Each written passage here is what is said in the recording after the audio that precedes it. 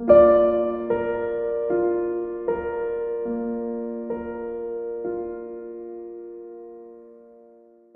think he did that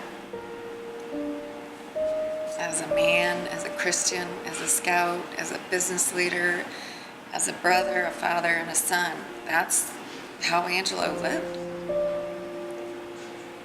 He just, I think people sought his mentorship out. He didn't come in and say, I'm going to help you do this.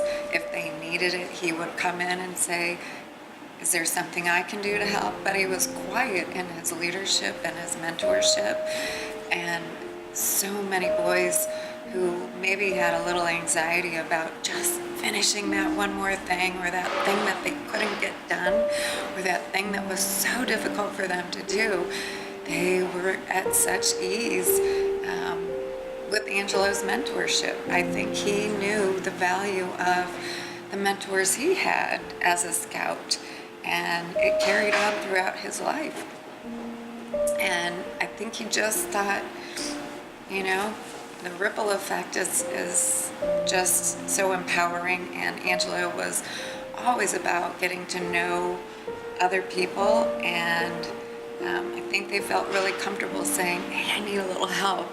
And he just, this just was him, a quiet leader. The most impactful memory I have of Scouts is 2 years ago at Boy Scout summer camp in Bloomington.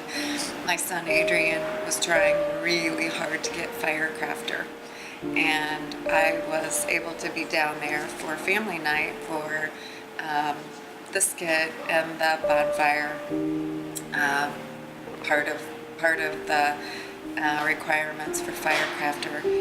And my quiet boy did everything right, but he was graded as not being boisterous and loud and crazy and verbose enough for the skit.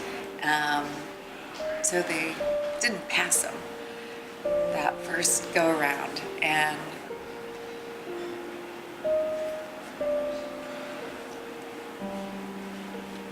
as a mother, that was hard to see your child fail.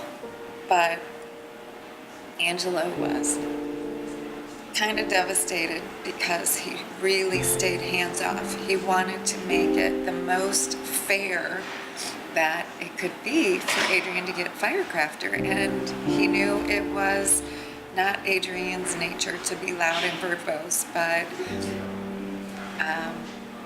he failed, and Angelo felt really bad about it. But the best thing of all was when I found out that the next day Adrian kind of bugged up, had the other leaders come to him and say, you only failed one part of this. You can totally do this again. Let's regroup and do this. This is not the worst thing that has ever happened. And when Adrian passed with flying colors the next night, because he kind of got it back together and knew, well, this is life's challenge. This is Boy Scouts. I didn't follow. I didn't do everything that was required.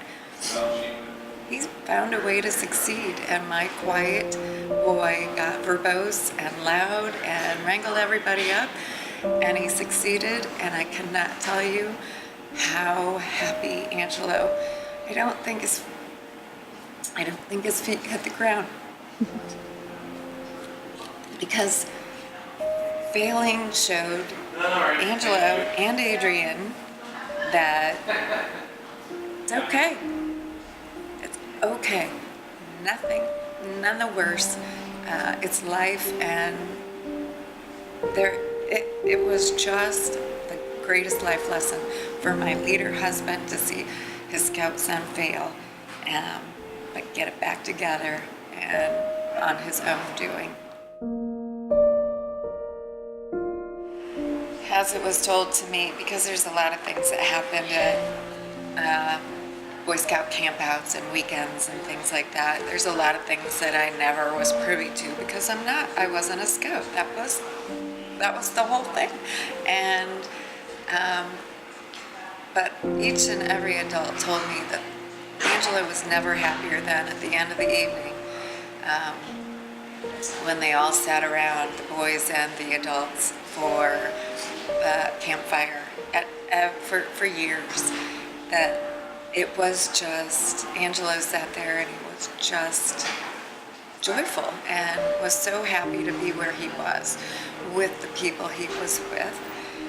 And so I think once the troop learned that he was a firecrafter, and volunteered to be the firecrafter leader for the pack, they were so happy, and Angelo took on that role and was very successful at it, and helped a lot of boys get their firecrafter. I think the significance of the firecrafter, and Angelo and Adrian going through it together is the reason that the memorial was built. And I think the permanency of this facility is, I mean, it's going to be for generations. At the dedication, I ask everyone to not just forget that it was here. If you weren't from around here, to maybe still plan a trip to come here. Or if you're somebody like us who, I drive by it 4 times a day, and 4 times a day I look over.